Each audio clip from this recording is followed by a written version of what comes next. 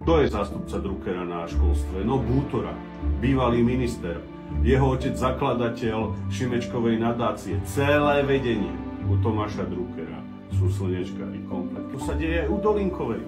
Veď tam sú ľudia poprepájaní z obdobia covidu s farmafirmami. Preto my sme povedali, čo ty kopeš do Kotlára?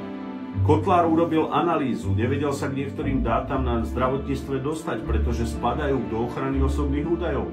Sme sa pýtali, koľko trestných oznámení na obdobie covidu, na Monky a na všetko dala pani Dolinková? 0. Koľko ich vyšetrovalo vnútra? 0.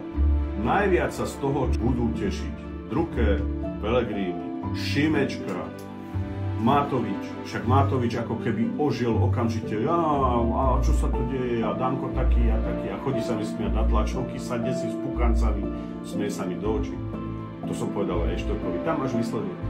Matovič chodí a smeje sa do očí, znova je nadrapený, znova si dovolí chodiť trička do sály. Jasné, že tí ľudia aj si nevedia, čo mysleť, lebo gro národa sleduje Markízu, Jojku, tam ich zmanipulujú médiá, doslova oblbnú, jak je to všetko zlé. Médiá neurobia, že sa dane aj znižujú, médiá urobia. Všetko bude drahé, ľudia, všetko bude zlé.